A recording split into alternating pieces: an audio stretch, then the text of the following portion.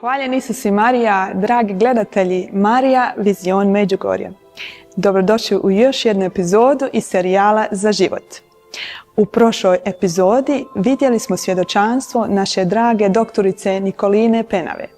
Ona nam je posvjedočila kako je još dok nije bila u vjeri kao teistkinja u studentskim danima promatrala razvoj mladog života pod majčinim srcem i zaključila, pa to je dijete. Kao što kaže njezinim riječima, brojala samo prstiće, vidjela nožice, nos, ono se igra i skače, a čak mu je zamijetila i karakter. Jer kao što kaže riječ proroka Jeremije, prije nego što te oblikovah u majčinoj utrbi, ja te znadoh. Plodite se, množite i napučite zemlju. Stoga smo mi u ovoj emisiji ugostili jednu majku s 8. djetetom na putu. Ona je unatoč brojnim zdravstvenim poteškoćama, dobronamjernim savjetima liječnika o prekidu života, uvijek izabrala jedino život. I ta odluka se ispostavila kao ispravna. Svoj život i život svog djeteta predala je svaki put u Božje ruke.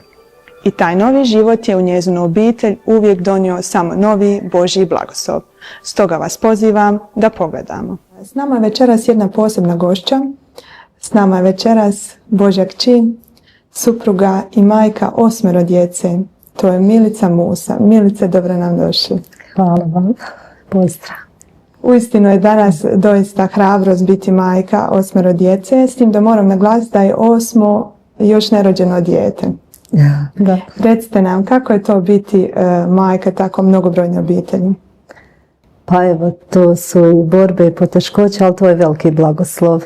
To je želja bila moga srca i evo, moj muž i ja smo se odlučili na veliku obitelj, ali smo rekli, evo, Gospodine, ako je tvoja volja, neka imamo puno djece, ako je tvoja volja, evo i da i nemamo, mi ćemo tebe slijediti. Tako da. Znači, vi ste još kao djevojka imali želju za mnogobrojnom obitelji. Jesam, meni uvijek bilo nekako, imat će barem 7 djece, ako je Božja volja, evo i naravno i više, a ako je Božja volja da je nemam djecu, ok. Pa to je prekrasno, onda Gospodin uslišio vaše molitve. To sigurno je vrlo izazovno, ima tako brojnu obitelj. Vi ste domaćica, majka. Prije nego što ste postali majka, vi ste radili. Da. I onda ste se odlučili ipak posvetiti se djeci i biti majka u punom smislu riječi. Kako je do toga došlo? Pa evo, ja kad sam poznala svoga muža, mi smo hodali u čistoću. Znači, odlučili smo se na čistoću, na potpunu čistoću. I ja sam odmah s njim razgovarala evo, o svim ozbiljnim temama i pitanjima i rekla sam evo da kada se udam, ako mi Bog dadne djecu, zapravo i prije evo, nego i budem trudna da ja želim biti u kući, da želim biti domaćica i majka i da osjećam da je to moj poziv. I tako da je to teklo tim putem. Prije nego sam se udala, već sam dala otkaz, pripremali smo svadbu i evo tako je to krenulo i nakon 3 mjeseca sam zatrudnila prvo dijete. Kada je njemu bilo 4 mjeseca, već sam drugo i tako za redom. To je doista intenzivno i sigurno nije lako imati jednu trudnoću za drugom. I možete nam malo opisati neke od tih izazova, evo. Pa evo, prvo izazov i za zdravlje. Zdravlje su tu i mogu reći ugrozi, tako da bilo je zdravstvenih poteškoća. Tijelo oslabi, dijete za djetetom i dojila sam svoju djecu, ali evo, najvišu snagu sam imala u svome Gospodinu, on me vodio. U biti naš evo bračni život je posvećen Gospodinu. I on nam je utočište i njemu smo se povjerili i imamo potpuni blagoslov, evo i financijski, evo, tu je puno izazova i to nije ni malo lako. To su izazovi koji su svakidašnji, s kojima se treba čovjek nositi, ali evo, mi svaki dan posvećujemo Bogu, moj muž ide svaki dan na svetu misu, molimo se uvečer zajedno, obiteljski, krunica, čitamo sveto pismo i tu je naš izvor snage. ali naravno i dalje tu su poteškoće, brige, sve to treba istići i fizički i psihički, i djecu treba odgajati jer to je najveći izazov odgojiti djecu onako kako treba, evo prema Božjemu, ali da ta djeca budu sposobna za život. Tu je najveći izazov, da. I vi ste se, unatoč tome što je uistinu izazov u današnje vrijeme, odlučili na mnogobrojnu obitelj i još kad vas gospodin Timo i blagoslovi, pristali ste biti majka domaćica i uz samu muževu plaću kaže da vam ništa ne nedostaje. Mnogi danas se tuže da je teško imati mnogobrojne obitelji. Evo, vi možete baš posvjedočiti kako Bog uvijek promiča. Ako se potpuno prepustimo gospodinu, tada dolazi financijski blagoslov. Znači, to mi kad gledamo, evo moj suprug i ja, to je nemoguće. Po nekoj ljudskoj logici. Tolika djeca da imamo toliki blagoslov. Ali to stvarno Bog blagoslivlje. Kako dolazi dijete za djetetom, ono donosi veći blagoslov. U svakom smislu i pogledu. Naravno i financijskom, što je mnogima je to izazov stvarno. Evo vidim da se ne odluče baš radi toga. Ali kažem, ako kod dijete dolazi, tako dolazi taj blagoslov. Ali to stvarno treba predati Bogu. I nije to lako. To nije lako, ali je sve s Bogom moguće. Bravo, tako je. Doista, moto ovogodišnje kampanje inicijative 40 dana za život jesu upravo mnogobrojne obitelji. Kao što je don Anto Baković govorio, prvo je govorio za jedno dijete više, nakon toga je prešao za mnogobrojne hrvatske obitelji. I baš kolege iz Hrvatske i isto ovdje mi u Mostaru smo preuzeli taj moto za ovu jesensku kampanju i drago nam je da ste nam upravo vi gošća gdje možete posvjedočiti kako svako novo dijete u obitelji donosi novi blagoslov. Prije svega je financijski, a kažete da ništa vam ne nedostaje i to je jako lijepo za posvjedočiti za one koji možda razmišljaju, možda imaju želju u srcu imati veću obitelj, ali ne usuđuju se upravo zbog. Tu baš dolazi u ljubavi straha nema. Baš. Tako je, bravo. A to je najteže čovjeku shvatiti. Ali stvarno ljubav nema straha.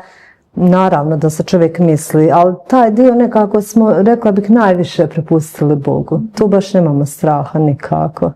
Stvarno. I to možete danas svojim životom i svjedočiti.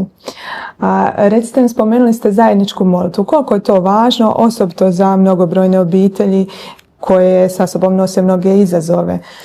Prvo mi smo kad smo hodali, evo kao dečko i cura, mi smo se molili. Naš svaki susret bio molitva, išli smo u Međugorje, na klanjanje, Križevac, na brdo ukazanja i uvijek je bila prisutna molitva. Barem pola sata, ako ne i više. Tako da nam se sve temelji na molitvi. I molimo se evo i sa svojom djecom svaku večer. Naravno, nekad se to preskoči, ima se tu obveza, ali trudimo svaku večer moliti Gospinu krunicu, što nam je na prvom mjestu i ne može se bez molitve. Jer evo čovjek i kad se predaje Bogu i kad se moli intenzivno ima puno prepreka, ali sa gospodinom, s molitvom to se sve preskače, evo to bi rekla. Točno, s gospodinom je sve moguće. Da. I još za vrijeme hodanja zajednička molitva je sigurno dobar preduvjet i temelj za dobar brak. Evo, baš vi to možete posvjedočiti. Da. Recite mi, Milice, spomenuli ste zdravstvene poteškoće, dolazilo je dijete za djetetom. Liječnici su vam u jednom trenutku savjetovali da neke trudnoće možda i nije baš pametno zadržati. Možete nešto malo više o tome reći našim gledateljima? Pa evo ja sam izgubila jedno dijete u 5. mjesecu trudnoće, to dijete je živjelo par sati i umrlo. To je bila 4. trudnoća i tad su rekli da moram barem 3 godine da se oporavim, ali ja sam zatrudnila nakon 4 mjeseca. I ta trudnoća naravno bila i rizična, ali sad ja imam svoju Brigitu kojoj se rođendan bliži. Ne bi to dala ni zašto na svijetu, jer mi smo otvoreni, mi se čuvamo prirodnom metodom, tako da smo otvoreni životu. I rekli smo, koliko god Bog dragi dadne. I poslije trudnoće su bile i rizične, bila sam u bolnicama, imala sam i par operacija. I prije nego sam zatrudnila sa svojom Magdalenom, jedan liječnik je rekao da uopće, nisam tad bila trudna, da ne pomišljam na trudnoću, da je to jednostavno nije dobro nikako za mene ni za to dijete, ako bih zatrudnila. I ja sam zatrudnila i unatoč evo svim rizicima, Bogu hvala i slava, ona je sad dijete koje će i ona ubrzo slaviti sa 3. rođendan. Ja imam smo priliku upoznati. Znači, ne kajem se ni malo. Mada kažem, evo i sad život mi je uvijek, neću reći da mi je život u pitanju, ali je to naravno rizik nakon toliko borbe i evo sa zdravljem i sa svime, ali ja vjerujem potpuno će to sve biti dobro. Pa da evo i treba svoj život dati, pa neka Bog hvala. Ja ne želim uopće povrijediti ljubav Božju. Znači, želim slijediti Gospodina, pa makar to bilo, evo, ne znam šta. Bravo, znači unatoč pritiscima i sa strane... Da, i sa strane i okoline, evo, i ljudi koji bi mi u lice rekli da uopće ja ne vršim volju Božju, da to nije vršenje volje Božje. Kad sam sa 3. djetetom zatrudnila, pošto to sve bilo zaredom, već tad su bili komentari da to nije baš pametno. Ljudi bi se čudili, zašto? Kako ste se vi tada osjećali? Sigurno da to nije bilo lako? Pa to nije bilo ni malo lako. Da. I još kako sad, evo, više djece, sve teže mi to pada. Jer evo, ja imam i 40 godina, pa i to je bilo kao koliko je meni godina, Ljudi jednostavno ne mogu to shvatiti. Ja njih ne osuđujem, ali s time mi se najviše, to mi je bilo nešto najgore za nositi se s tim.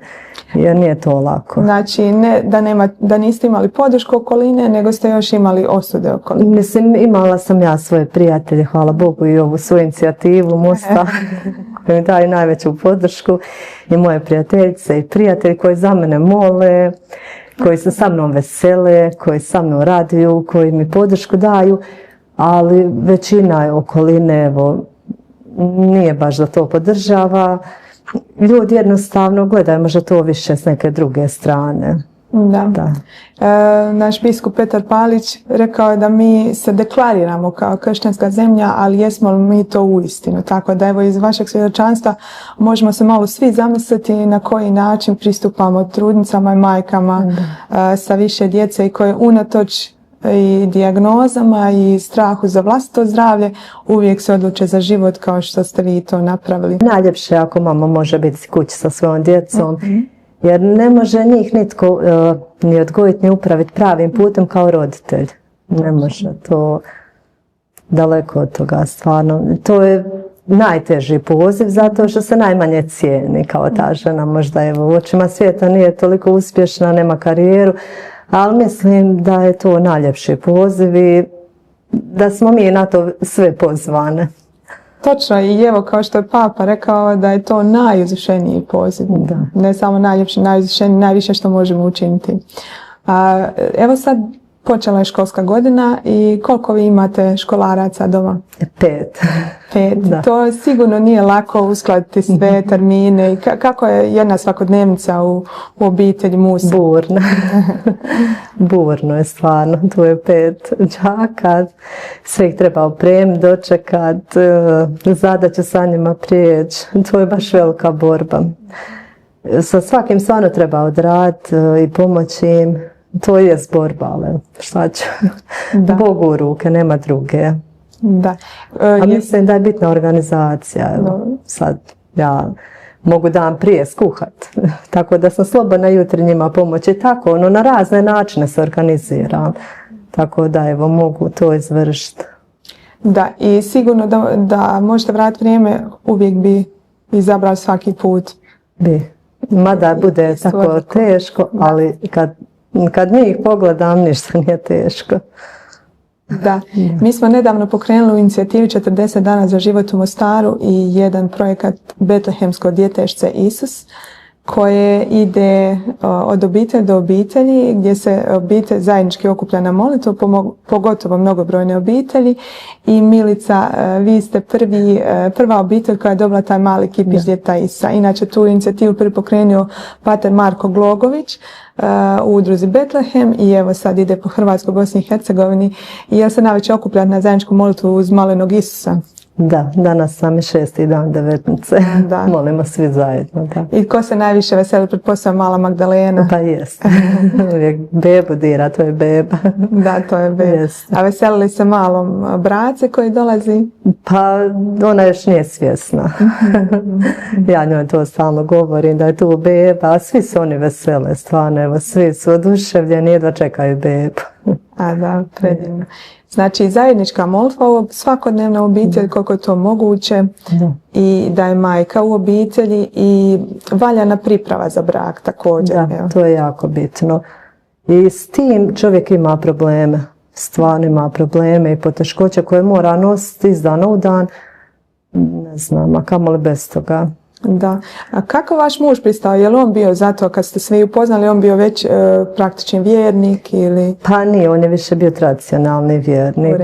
Poznao je se malo pomalo sa Biblijom, sa Svetim Franjom, a on je, naša župa je Svetog Franje. I sa malom Terezijom, to je nekako bilo, te sam knjige preporučivala. Počeo čitati knjige, Bibliju, počeo ići na misu, molit se, baš ga je to promijenilo. Mada evo, on je bio vjernik, tradicionalni, ali nije nikako znao dubinu, nije nikad uzeo Bibliju čitati, nije nikad otišao na Križevac, a tu blizu živi, na brdo ukazanja. Tako da je obratio se tada, evo da kažem. I danas možete gledati plodove tako brojne obitelji, prekrasna obitelj. Uvijek se rado prisjetim kad smo mi pokretali prvu kampanju u Mostaru, bila je to proljetna kampanja u ovoj godini i vi ste nazvali i rekli dolazimo moj muž Ante, ja sam Milica i naših 7 djece. I to je za nas takva bila radost, takvu jednu obitelj imati na molitvenom bdjenju. I što se onda dogodilo? Djeca su se razbolila. Prvi put kad smo zagovorili termin, sva djeca se razbolila i drugi put isto. Ali vi ste svaki put ipak došli moliti za nerođene. I šta vi mislite ovako danas, evo majka ste 8. djeteta na putu, imate toliko zdravstvenih poteškoća s kojima se uistinu hrabro nosite i svaki put unatoč pritiscima okoline, unatoč pa rekli bismo savjetima liječnika da i pripazite na svoje zdravlje, da vam nije pametno zatrudnjeti u tako brzom roku i slično. Vi se svaki put odlučite za život, sačuvate dijete. Što vi mislite, zašto, kako nije danas toliko razvijena svijest kod majki koje možda iz nekih, iz drugih nekih ne tako ozbiljnih razloga odaberu živjeti bez svog djeteta? Pa evo kad je naš biskup krstio Magdalenu, biskup Petar Palić, on je rekao u ovom sebičnom vremenu, ovi ljudi su evo nesebični. Ja bih rekla da nekako smo mi možda i sebični. Jer evo i ja sad, normalno da bi meni bilo lakše da imam 3 djece. Imala bi vrijeme za sebe, bila bi odmorna, bila bi zdravija. Ali to je taj lakši put, a mi trebamo ići uskim putem. To je to. Nekako je lakše izabrati drugi put, jel tako, nego slijed Gospodina. Mislim da je to razlog. Možda ta neka sebičnost i neznanje. Ne osuđujem ja stvarno, ne znam ja šta i kako se ko s čime može nositi, evo. Ali mislim da nekako mi više izaberemo sebičnost i sebe, nego da sebe damo. Jer jako teško je sebe dati, jako teško je to. To su borbe, velike borbe. Evo, tko bi to mogao bolje posvjedočiti od majke 8. djeteta na putu, koja je svoj život posvetila odgoju i služenju kao majka i kao supruga. I doista mnoge žene danas kad baš čuju možda će pomisliti da je ipak moguće. Evo, vi ste sigurno na kraju dana sretni kad sve se smiri, kad djeca idu na počinak i sigurno sad taj umor nekako. Znate, sve se može, samo kad se organizira. Da. Sve se ono može stići, i druž sa prijateljicama i neke svoje osobne stvari koje mi volimo činiti. Neko voli nešto pogledati, neko pročitati, neko izaći negdje, sve se to može stići. Samo je tu potrebna dobra organizacija I to je moje mišljenje. Da, jel nađete vrijeme za svog muža, vas dvoje, neko svoje zajedničko vrijeme, možda se organizirati unatoč znači 8 djece. Ali evo nađe se sve tako, znači sve je moguće, gospodinom je sve moguće. Jeste, baš to, da. Bravo mi. A on je gospodar vremena, nismo mi. Tako je, tako je. To je tako krasno čuti, doista. Evo, ne znam što bih vas još pitala, jer stvarno je zadovoljstvo slušati tako svjedočanstvo jedne majke koja unatoč svemu uvijek izabire život. Što biste vi poručili, recimo, znači da ne budu majke sebične, što biste još poručili svima onima koji vas gledaju? Evo, sigurno ima puno majki koje vas razumiju, koje imaju isto velike obitelji, puno majki koje nemaju toliko hrabrosti odabrati mnogobrojnu obitelj i odlučiti se za život. Što biste im vi poručili? Meni je fra Valentin Vukoja jednom rekao, svako ovo svjetlo, evo svako dijete koje je začeto, ako i nije rođeno iz nekog razloga, to svjetlo se nikad više neće ugasiti. Znači nikad. Tako. Cijeloj vječnosti. Pa zato nije prekrasno. Evo. Ta svjetla koja se upala, one se neće nikad ugasiti. Evo, ne bojimo se života. Zašto? Zašto bi se bojali? Mislim da nije tu samo bitno, evo mi kršćani. Mislim da svak normalan, da svak ko normalno razmišlja shvaća da su djeca budućnost. Nema bez djece budućnosti. Znači nije bitno samo kršćani, nego svi normalni ljudi. Točno. Tako da ne trebamo se bojati života, nego trebamo se potpuno predati Bogu. Ne znam. Izumrijet ćemo ako ne budemo rađali. I ta djeca će biti, evo, sad iz početka teško, ali oni su blagoslov. Poslije kad evo okruže nas, naša djeca, naša unučad. Pa evo, i ako Bog dragi pozove koga u samostan, što nam je baš velika želja, on će uvijek tu biti. Ne znam, i neće nas napustiti, ja to tako gledam. I sutra, evo, zamišljam kad se budemo sastajali nakon, 20 godina, tad ćemo možda najveći vidjeti taj blagoslov, evo, sve ono što smo postigli, tako ja to gledam. I plod ovog života. Da, baš tako. Da, doista nema ljubav bez žrtve i jedino je to ispunjenje života.